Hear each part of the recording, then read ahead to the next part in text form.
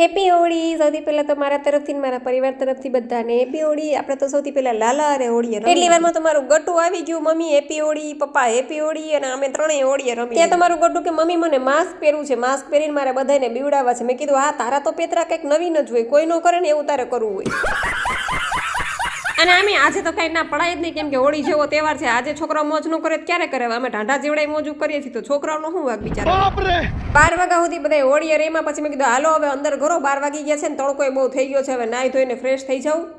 પછી તો હું નાઈ લીધું અને હુંડો એક કલર નીકળો માથામાંથી, કપડામાંથી, ભારો ભાર કલર કાઢ્યો. પછી બધા કપડા ધોઈ નાખ્યા, નાઈ લીધું. પછી નૈત્રીને કીધું હાલ તને નવડાવી દઉં, એટલે જો મારા ગટુ ને માથા બહુ નવડાવી. પછી તો ગટુ થઈ ગયું ભૂખ્યું, એટલે ઈ કે મારે ચાન ગાંઠિયા ખાવા છે. બપોર વચ્ચે કોણ ચાન ગાંઠિયા ખાય? પણ અમારા બેનનું કાંઈ નક્કી ન હોય. પછી એના પપ્પાએ એના માટે ચા બનાવી અને ગાંઠિયા. પછી મને ભૂખ લાગી ગઈ હતી, કચરા પોતા બધા કર્યા, ફળિયા ધોયા, કપડા ધોયા, આટલું બધું કામ કર્યું ને તો ભૂખ લાગી ગઈ હતી. મારે સવારના નિર્જળા હતા, એટલે સૌથી પહેલા નાળિયેર પાણી પીધું અને પછી આ ઠંડી ખીચડી પડી હતી રાત, એમાં નાખ્યું સિંગ તેલ ને આપણે પેટ પૂજા કરી લીધી. અને પછી આ જો અમારી હિરોઈન જોતો ખરા કેવી તૈયાર થઈ છે, હાથે મેકઅપ કર્યો છે, ચશ્મા બસમાં ચડાવી. પછી તો અમારી સવારે નીકળી ગઈ જુનાગઢ. હવે ભવનાથમાં જવાનું નક્કી કર્યું હતું, પછી જ્યાં જ્યાં ઈચ્છા પડશે ત્યાં રખડશું, એવી રીતના નક્કી કરીને અમે લોકો નીકળી. ભવનાથમાં આગળ જતા જતા દામોકુંડ પસાર કર્યું, ત્યાં તો અમે આ વાંદરાને જોયા. હવે ઈ અમને જોઈને ગાંડા થયા કે અમે એને જોઈને ગાંડા થઈ ગયા, કઈ સમજાણું નહીં.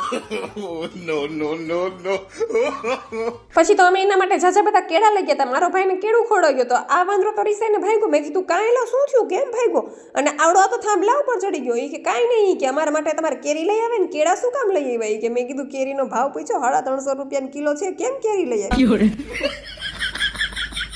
પછી તો અમે વાંદરાભાઈને કીધું તમે ન ખાતો કાંઈ નહીં, અમે તો ભૂખ લાગી છે. એટલે અમે થોડાક આગળ જઈને પછી નાસ્તો કર્યો. કોઈ ખાવસા ખાધા ને, કોઈ આલુ પૂરી ખાધી ને, કોઈ ચનાચોર ખાધા. પછી તો નાસ્તો કરીને થોડાક આગળ આવેલા ને તો ત્યાં એક દરગાહ હતી, ત્યાં તો એટલું મસ્ત લોકેશન હતું ને, ફોટા પડે એવું. એટલે અમે ત્યાં ઊભા જ રહી ગયા. પહેલા તો છે ને પેટ ભરીને નાસ્તો કર્યો ને પછી તો પેટ ભરીને ફોટા પાડી લીધા. ફોટા બધા એક નંબર આવતા હતા, જો કેટલા મસ્ત ફોટા આવે. હા તો ફોટાનું કામ તો પહેલા કરવું પડે ને, પછી અંધારું થઈ જાય તો ફોટા હારાનું આવે.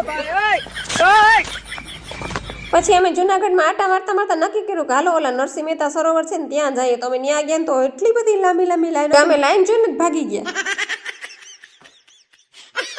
પછી તમે રિટર્ન થઈ ગયા. રસ્તામાં વડાલ કૃષ્ણ હોટલ આવે ને ત્યાં વોલ્ટ કર્યો. કોઈએ વેફર ખાધી, કોઈએ ચેવડો ખાધો ને આપણે હિંચકા ખાધા.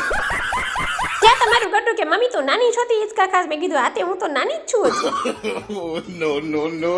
હાલો ભાઈ હાલો, જેતપુર આવી ગયું ને રાતના 9 વાગી ગયા હતા ને હવે બધાને ભૂખ લાગી ગઈ હતી, એટલે પાઉંભાજી આવે ને એની રાહ જોવાતી નહોતી. પછી ફટાફટ પાઉંભાજી ખાઈ લીધી અને ઠંડી ઠંડી આઈસ્ક્રીમ ખાઈ લીધી. તો ચલો વિડીયો ગમે તો લાઈક શેર સબસ્ક્રાઈબ કરવાનું ભૂલતા નહીં. આવજો, જય સિયારામ.